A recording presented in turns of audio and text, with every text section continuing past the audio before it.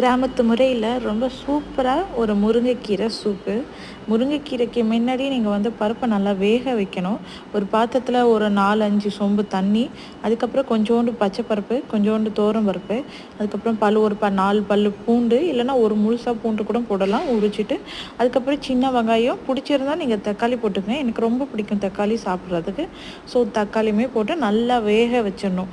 இது வேக வைக்கும்போது எனக்கு பேபிகார்ன் நான் சாப்பிட பிடிக்கும். ஸோ அது என்கிட்ட எக்ஸ்ட்ரா இருந்ததுனால நான் பேபிகார்னுமே நல்லா நறுக்கி நிறைய பொடியாக போட்டுட்டேன்.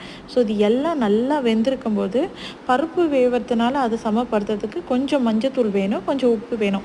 ஸோ இதெல்லாம் போட்டு நல்லா வேக வச்சுருங்க. வேக வச்சதுக்கு அப்புறம் நல்லா பருப்பெல்லாம் வெந்ததுக்கப்புறம் கீரையை நல்லா க்ளீன் பண்ணிவிட்டு ஒடிச்சிட்டு க்ளீன் பண்ணிவிட்டு நல்லா அலசி அதுக்கப்புறமேட்டா முன்னாடியே உப்பு போடக்கூடாது. இதுதான் அப்போ தான் கீரை கருகாமல் இருக்கும். ஸோ நல்லா நல்ல மிளகு, பெருஞ்சீரகம் இதெல்லாம் போட்டுட்டு அப்படியே மிளகும் சீரகத்தை போட்டு நீங்கள் சாப்பிடும்போது அவ்வளோ டேஸ்ட்டாக இருக்கும். உப்பு, மிளகு, நெல் சீரகம் இதெல்லாம் ரசப்பொடிக்குமே நம்ம அரைச்சி வச்சுருப்போம். ஸோ கொஞ்சம் போட்டு சாப்பிட்டீங்க அப்படின்னா அவ்வளோ டேஸ்ட்டாக இருக்கும். மறக்காமல் நீங்கள் ட்ரை பண்ணுங்கள். சப்ஸ்கிரைப் பண்ணி சப்போர்ட் பண்ணுங்கள்.